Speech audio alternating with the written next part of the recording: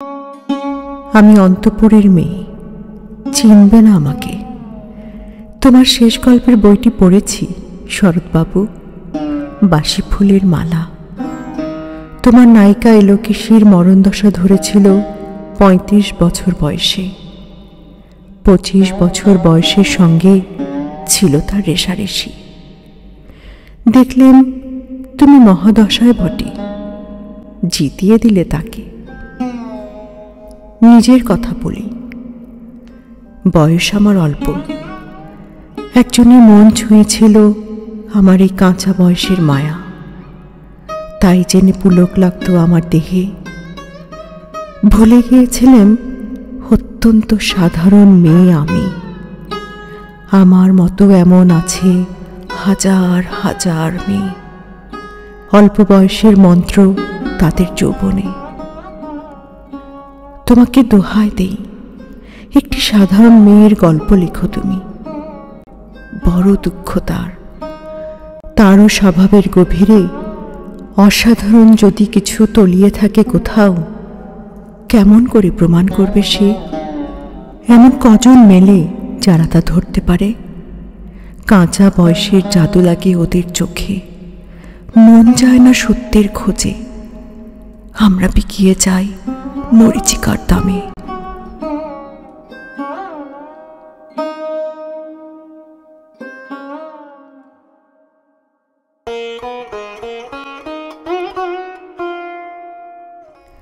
কথাটা কেন উঠল তা বলি। মনে করো তার নাম নরেশ। সে বলেছিল কেউ তার চোখে পড়েনি আমার মতো। এত বড় কথাটা বিশ্বাস করব সাহস হয় না, না করব যে এমন জোর কই। একদিন সে গেল বিলেতে, চিঠিপত্র পাই কখনো বা।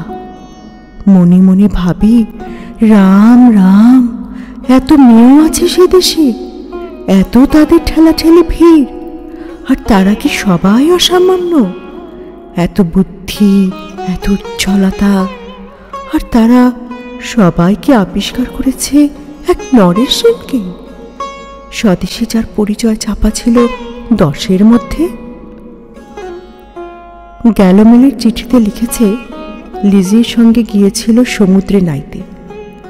বাঙালি কবির কবিতা কলাইন দিয়েছে তুলে, সেই যেখানে উর্বশী উঠছে সমুদ্র থেকে।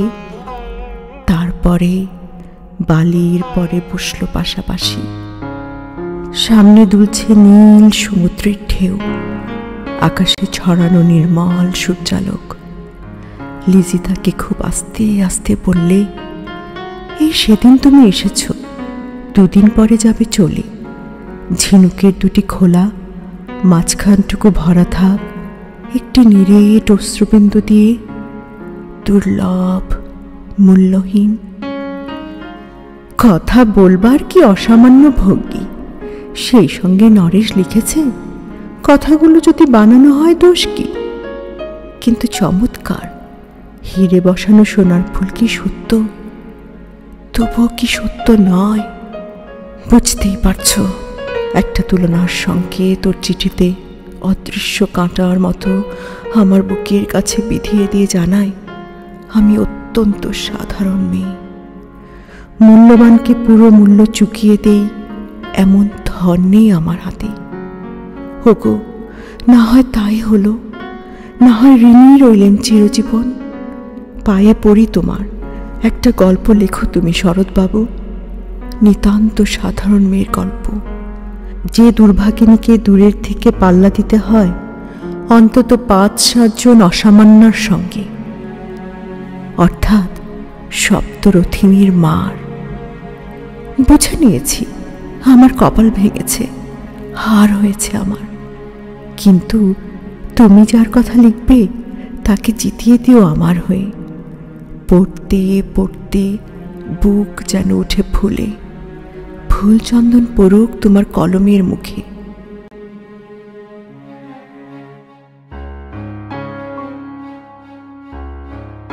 তাকে নাম দিও মালতী। ওই নামটা আমার, ধরা পড়বার ভয় নেই। এমন অনেক মালতী আছে বাংলাদেশে, তারা সবাই সামান্য মেয়ে। তারা ফরাসি জার্মান জানে না, কাঁদতে জানে। কি করে জিতিয়ে দেবে? উচ্চ তোমার মন, তোমার লেখনী মহীয়সী।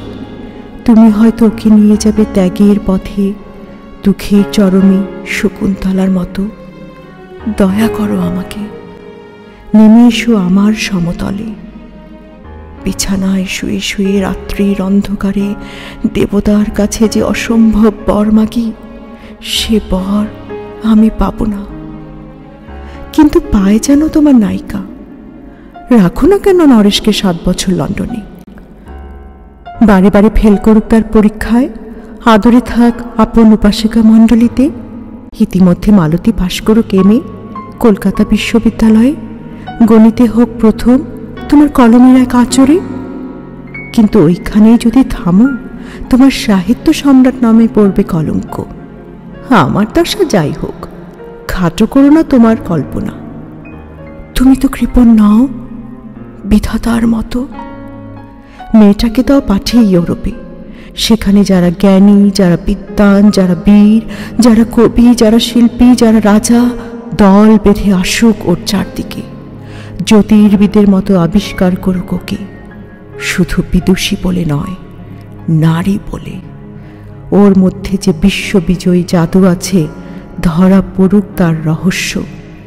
মূর্খের দেশে নয়, যে দেশে আছে সমাজদার, আছে দরদি, আছে ইংরেজ, জার্মান, ফরাসি। মালতী সম্মানের জন্য সভা রাখা হোক না, বড় বড় নামজাদার সভা। মনে করা যাক সেখানে বর্ষণ হচ্ছে মুষলধারে চাটুবাক্য, মাঝখান দিয়ে সে চলেছে অবহেলায়। ঢেউয়ের উপর দিয়ে যেন পালের নৌকো। ওর চোখ দেখে ওরা করছে কানাকানি। সবাই বলছে ভারতবর্ষের সজল মেঘ আর উজ্জ্বল রৌদ্র মিলেছে ওর মোহিনী দৃষ্টিতে। এইখানে জয়নান্তীকে বলে রাখি, সৃষ্টিকর্তার প্রসাদ সত্যই আছে আমার চোখে, বলতে হলো নিজের মুখে। এখনো কোনো ইউরোপীয় রসজ্ঞের সাক্ষাৎ ঘটেনি কপালে। নরেশ এসে দাঁড়াক সেই কোণে, আর তার সেই অসামান্য মেয়ের দল।